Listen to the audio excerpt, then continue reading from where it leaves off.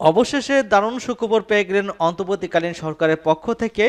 সরকারি চাকরির জন্য দারুণ সুখবর, 30 জুনের আগেই কিন্তু মহার্ঘ ভাতার ঘোষণা আসছে, এমনটা কিন্তু কালের কণ্ঠ পত্রিকায় প্রকাশিত। এবং অপর একটি সংবাদ, সেটা ডেল্টা টাইমসে।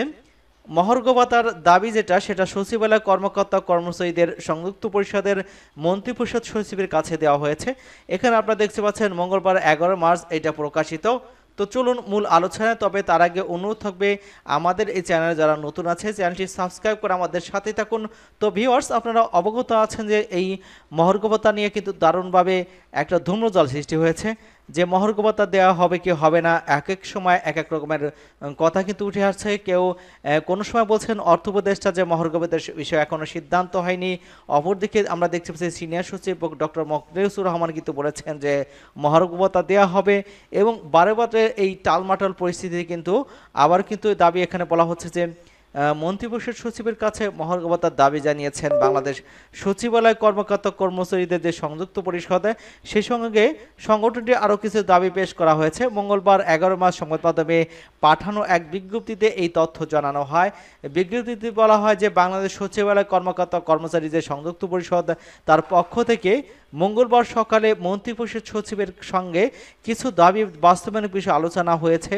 এই আলোচনায় কিন্তু সচিবকে জানানো হয় যে জনপ্রশাসন মন্ত্রণালয়ের 24 ফেব্রুয়ারি অনুষ্ঠিত অভ্যন্তরীণ সমন্বয় সভার কার্যবিবরণীতে সঞ্জীবনী প্রশিক্ষণ বাতিল এবং ইন হাউস প্রশিক্ষণ 60 ঘন্টার পরিবর্তে 50 ঘন্টা নামিয়ে আনা হয়েছে। সচিবালয়ের কর্মকর্তা কর্মচারী যখন মহার্ঘ ভাতা ঘোষণা অপেক্ষায় অধীর আগ্রহে দিন পার করছেন, তখন এমন একটি সিদ্ধান্ত তাদের মধ্যে মারাত্মকভাবে হতাশা এবং ক্ষোভের সৃষ্টি করেছে। বিষয়টি শিগগিরই পুনর্বহনের জন্য মন্ত্রিপরিষদ সচিবের একান্ত সহযোগিতা এবং হস্তক্ষেপ কামনা করা হয়। আলোচনায় সচিব আশ্বস্ত করেছেন যে সঞ্জীবনী ইনহাউস প্রশিক্ষণের বিষয়টি তিনি বিবেচনা করবেন। মহার্ঘ ভাতার বিষয়ে তিনি বলেছেন মুদ্রাস্ফীতি প্রায় স্থিতিশীল পথ রয়েছে এবং 2025 সালের মে জুন মাসের মধ্যে কিন্তু একটি ঘোষণা আসতে পারে বলে তাদের পক্ষ থেকে জানানো হয়েছে। আপনারা দেখতে পাচ্ছেন এখানে কিন্তু যে কর্মচারী ঐক্য পরিষদের সদস্যরা বা তারা যারা রয়েছেন, তারা কিন্তু স্পষ্ট ভাষায় তারা কিন্তু দাবি দেওয়া পেশ করেছেন মন্ত্রিপরিষদ সচিবের কাছে। তিনি যেটা বলেছেন যে যেহেতু মুদ্রাস্ফীতি এবং স্থিতিশীল পর্যায়ে রয়েছে, সেহেতু এই 2025 সালের মে জুন মাসের মধ্যে একটি ঘোষণা আসতে পারে, তেমনটা কিন্তু জানিয়েছেন। এবং আমরা দেখতে পাচ্ছি কালের কণ্ঠ পত্রিকায় যে 30 জুনের আগেই কিন্তু মহার্ঘ ভাতার ঘোষণা আসবে। আগামী 30 জুনের আগে কিন্তু সরকারি কর্মচারীদের জন্য মহার্ঘ ভাতার ঘোষণা করা হবে বলে জানিয়েছেন জনপ্রশাসন মন্ত্রীর সিনিয়র সচিব ডক্টর মোখলেসুর রহমান। তিনি বৃহস্পতিবার সচিবের সাংবাদিকদের এক প্রশ্নের জবাবে তিনি এই কথা জানান। কবে কত শতাংশ মহার্ঘ ভাতা ঘোষণা করা হবে সে বিষয়ে কিছু জানাননি তিনি। মহার্ঘ ভাতা পর্যালোচনা কমিটির সদস্য মোখলেসুর রহমান বলেছেন যে মহার্ঘ ভাতা নিয়ে দুটি সভা হয়েছে, এবার পেনশনভোগীরাও যাতে মহার্ঘ ভাতা দেওয়া হয়। এবার যারা মহার্ঘ ভাতা পাবেন ইনক্রিমেন্টের সময় সেই ভাতা বেসিকের সঙ্গে যুক্ত হবে। আর এক প্রশ্নের জবাবে তিনি বলেছেন অবশ্যই 30 জনের মধ্যেই মহার্ঘ ভাতা দেওয়া হবে, তবে কত শতাংশ মহার্ঘ ভাতা দেওয়া হবে সে বিষয়ে কিন্তু অর্থ উপদেষ্টা এবং অর্থ সচিবের সঙ্গে কথা বলার পরামর্শ দিয়েছেন।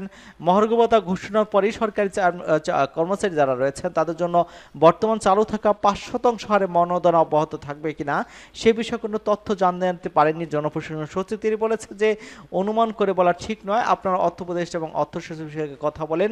এখানে যেটা বলা হচ্ছে যে 30 জনের ভিতরে মহার্ঘ ভাতা দেওয়া হবে, ডক্টর মোহাম্মদ মোখলেসুর রহমান কিন্তু এমন আবার দিয়েছেন।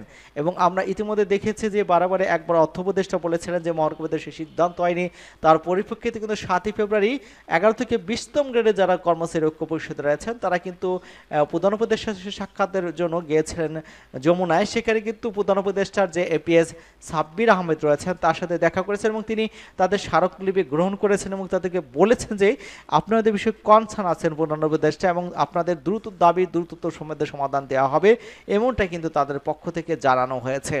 এবং তাদের চিঠি কিন্তু পাঠানো হয়েছে, এমনটা কিন্তু আরও জানানো হয়েছে। তো এটাই ছিল আজকের সংবাদের হাতে পাওয়া সংবাদ। সকলকে ধন্যবাদ জানাচ্ছি এবং আমাদের চ্যানেলকে যারা এখনও সাবস্ক্রাইব করেননি চ্যানেলটি সাবস্ক্রাইব করে আমাদের সাথেই থাকুন।